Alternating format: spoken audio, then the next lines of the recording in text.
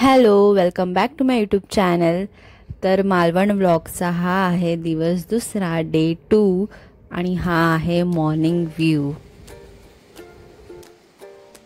जसं मी तुम्हाला लास्ट व्लॉगमध्ये सांगितलं की आम्ही दुसऱ्या दिवशी वॉटर स्पोर्ट्स आणि बोट सफारी करणार आहे. तर त्यासाठीच आम्ही आज सकाळी लवकर उठलो आहे. आणि सकाळी लवकर उठल्यावर मी पहिला बीचवर मस्त राऊंड मारायला आले आणि इकडे मासे पकडले होते ते जाळ्यातून ती लोक काढतायत. तर आम्ही लाईव्ह असं फिशिंग बघत होतो. खूप मजा आली आम्हाला बघायला.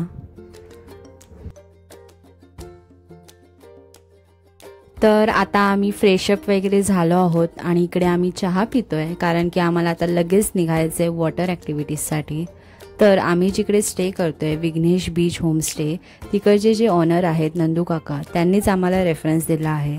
तर त्यांच्याच थ्रू आम्ही आज वॉटर ॲक्टिव्हिटीज करायला जातोय. So let's go. Good morning, day 2. कोण कोण वॉटर स्पोर्ट्स करणार आहे?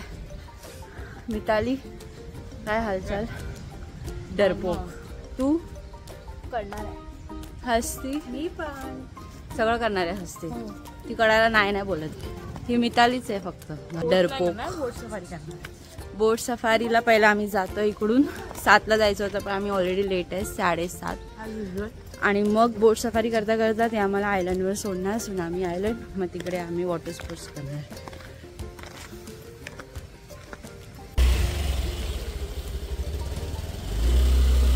धावत या. सगळे नुसते थकलेत वॉटर स्पोर्टच्या आधीच. नंतर काय हाल होणार आहेत यांचे. सुस्तावले, झोप पूर्ण नाही झाली आहे. तरी या बाईची झोप पूर्ण पण झाली आहे. तरी पण बघा, जोर नाही जरा पण. Ankita, makeup done, all done. चलो.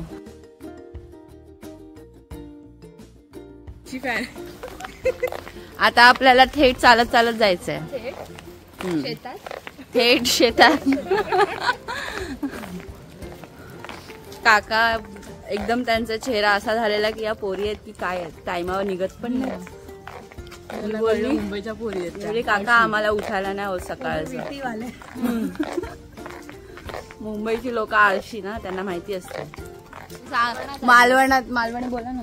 तुला मालवणी बोलू की येऊचा नाही येऊचा. तुला येतं मिताली? अंकिता, मालवणी येतं? म्हणून आम्ही मालवणला फिरायला आलोय. कळलं का हो? आम्हाला मालवणी शिकायचंय. किती शिकलीस? आमका फक्त एवढंच माहिती आहे. ते कुठचा तो डायलॉग, कोकण यावा आपलाच असा. यावा कोकण यावा कोकण आपलाच असा, एवढंच येतं आपल्याला. ती लाईन आली तरी खूप आहे. काका बोलले थेट या आणि मग श्रीकृष्ण मंदिर. तिथे तर सिद्धेश्वर मंदिर दिसतंय.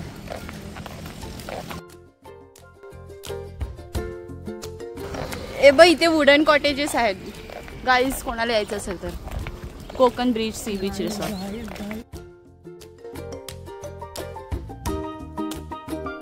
ते बघ काका दिसले. काका बोलती पोरी चालतात पण हळू. उठल्या तर लेटच, चालतात पण हळू. जाण्याचा मार्ग पण इकडून तर मला बंद दिसते सगळं. चुकून बोर्ड इथे ठेवलेला दिसतोय.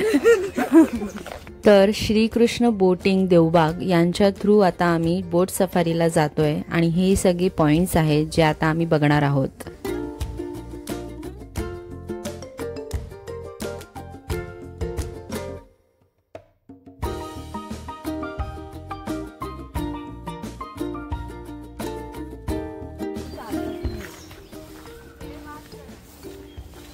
सदर मालमत्ता खाजगी असून कोणी कुठल्याही झाडाला किंवा असणार.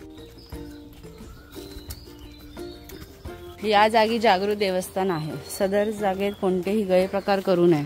कळलं मिताली?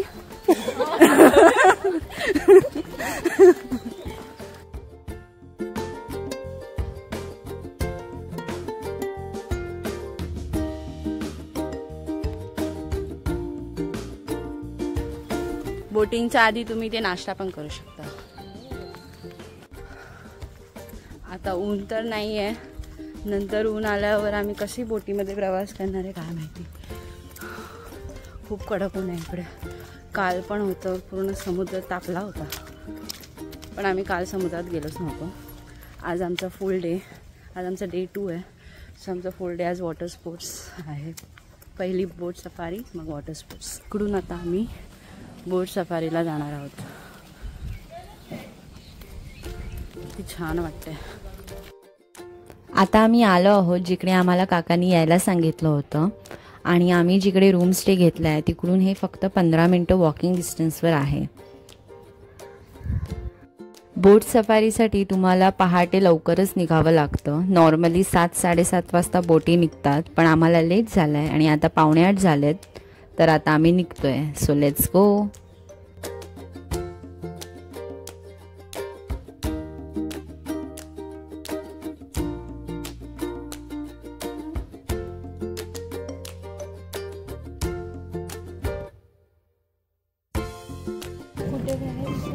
कुठे आहे काका? अच्छा.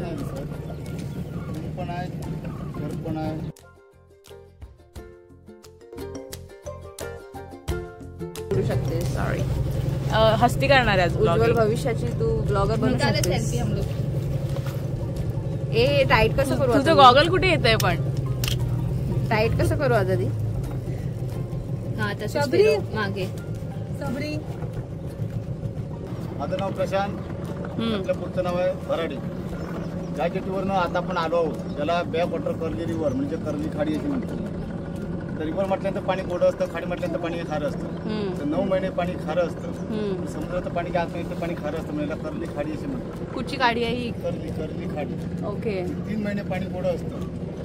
पावसाचं वाद असलेलं पाणी हे 3 महिने गोडं. जुलै, ऑगस्ट आणि सप्टेंबर 3 महिने आलं तर पाणी गोडं भेटतं. वाद गंगा चालू असतं. अच्छा. तरी नदी असं म्हणतो. म्हणजे आता आपण नदीत आहोत. सध्या खाडीमध्ये आहोत. खारं पाणी. त्या खाडीमधला पहिला पण हा पण निसर्गरम्य असं देवबाग गाव आहे. आणि देवबाग गावचं लास्ट एंड डल्ला आहे, म्हणजे इथं मागून तालुका संपतो. ओके. देवबाग गावच्या नाशिकला जे मंदिर दिसते, शिव मंदिर म्हणजे शंकराचं मंदिर आहे. त्याला मोगरेश्वर मंदिर म्हणतात. जास्त देवताला आपण देवबाग गावतो. कोकोनट म्हणजे नारळाची झाडं. या नारळाच्या झाडीने बनलेलं मंदिरचं माउंटन आहे बघा नाशिक. कोणत्याच नारळाची झाडं ते बघा पाठीमागे बघा दिसेल. आपल्या बोटच्या समोर दिसतो पाठीवरचा भाग आणि मागे परत आली तर वीरमध्ये समोरच्या डोंगराला नारळाच्या झाडीने मगरीचा सेप बनला जातो, त्याला कोकोनट फुलाचं म्हणतात.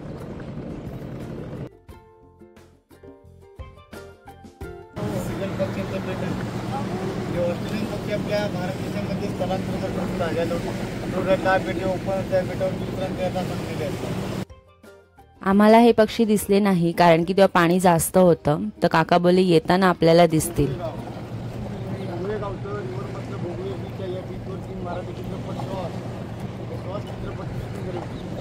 आजोबा नातवाला घेऊन मुंबईला आता डोळ्यात ऑपरेशन झालेला.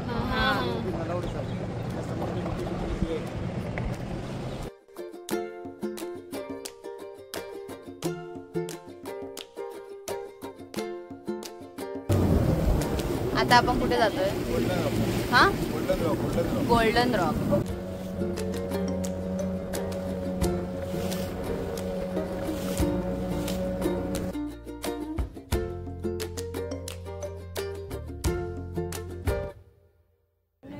नाव आहे कोकण सांबाला. 1 नाईट 1 डे 24 तासाला फक्त 35,000 आहे. कुठे काका? तिकडे समोर पण आहे. त्या हॉटेलला जास्त करून सिनियरचे लोक येतात. येऊन गेले की रोहित शर्मा. अच्छा.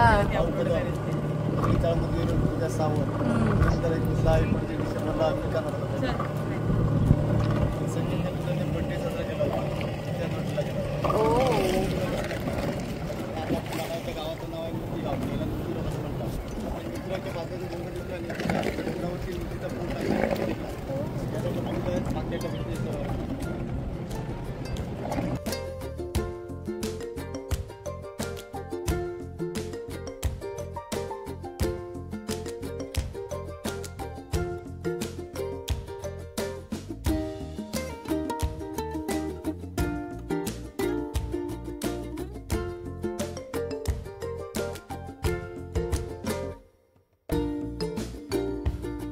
तुमच्या समोर बघा जे रॉक दिसतात किनाऱ्यावरती सर्व ब्लॅक कलरचे रॉक आहेत. रॉक दिसतोय बिया करायचा. हा आपला.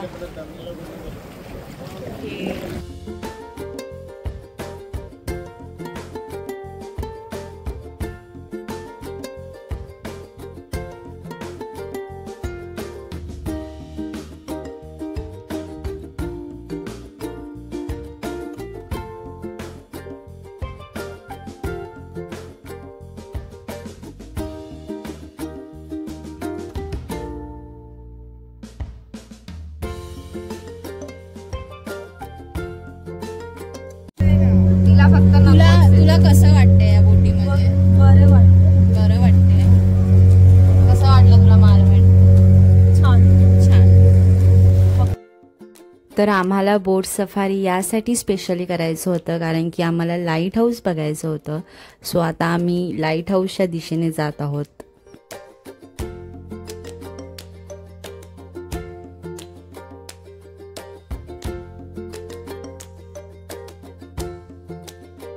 इकडे आता आमची हळूहळू एनर्जी डाऊन होत चालली आहे कारण की आता ऊन यायला लागलं आहे आणि आम्ही ऑलरेडी 1 तास झाला बोटीमध्ये आहोत आणि अजून आम्हाला अर्धा तास आहे लाईट हाऊसला पोहोचायला.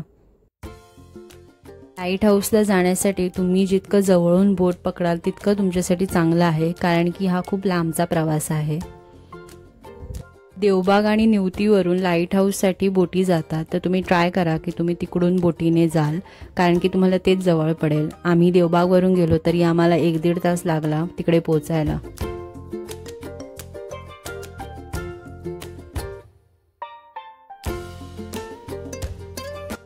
न्यू लाईट हाऊसच्या इकडे एक म्हातारीची चूळ असं म्हटलं जातं. म्हणजे इकडे खडकामध्ये एक होल तयार झाला आहे, तिकडून असं पाणी बाहेर पडतं जसं मी तुम्हाला इमेजमध्ये दाखवलंय. पण आम्हाला ते दिसलं नाही कारण की पाणी कमी होतं.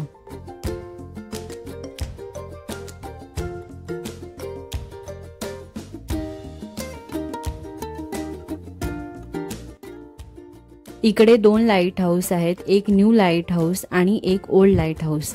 हे न्यू लाईट हाऊस आहे जे सध्या कार्यरत आहे. इकडून बोटींना गाईड केलं जातं.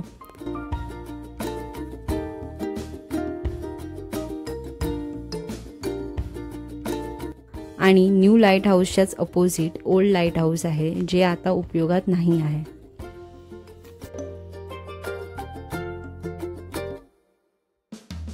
तुम्ही जर कधी मालवणला आलात, देवबागला आलात तर ही बोट सफारी नक्की करा. इकडे खूप बघण्यासारखं आहे. लाईट हाऊस आहे, रॉक्स आहेत, समुद्र, निसर्ग खूप छान वाटतं बघायला.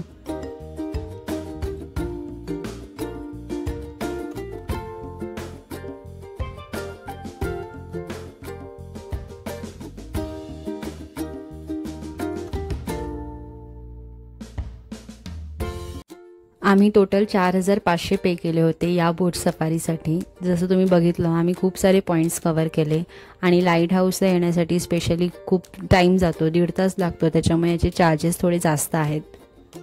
आणि या पूर्ण बोट सफारीमध्ये तुम्हाला प्रॉपर गाईड केलं जातं. प्रत्येक पॉईंट्सविषयी माहिती दिली जाते.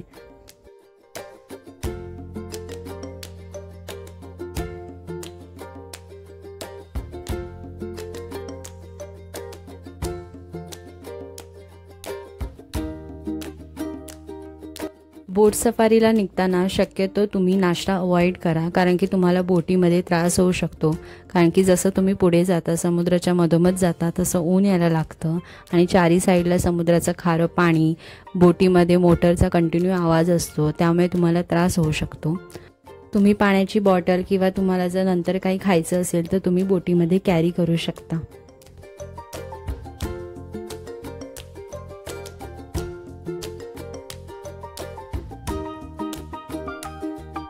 आता आम्ही रिटर्न जातोय आयलंडवर वॉटर स्पोर्ट्स करायला.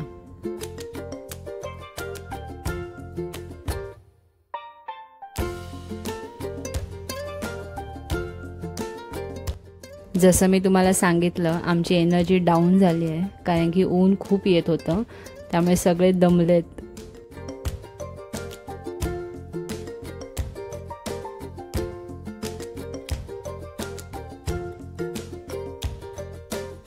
बोला.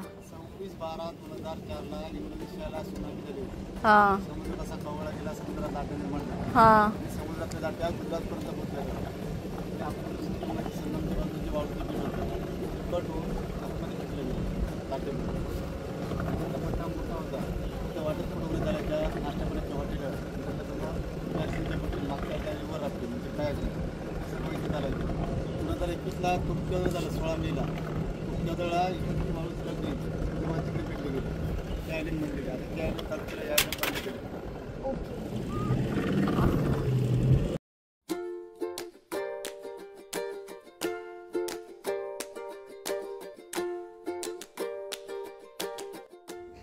या बोट सफारीमध्ये डॉल्फिन पॉईंटसुद्धा होता, पण आम्हाला डॉल्फिन्स नाही दिसले. काका बोलले आपल्याला रिटर्न जाताना दिसतील, पण आम्हाला तेव्हाही नाही दिसले. आम्ही सकाळी 7:45ला निघालो होतो आणि आम्हाला 10:30 वाजले आयलंडवर यायला.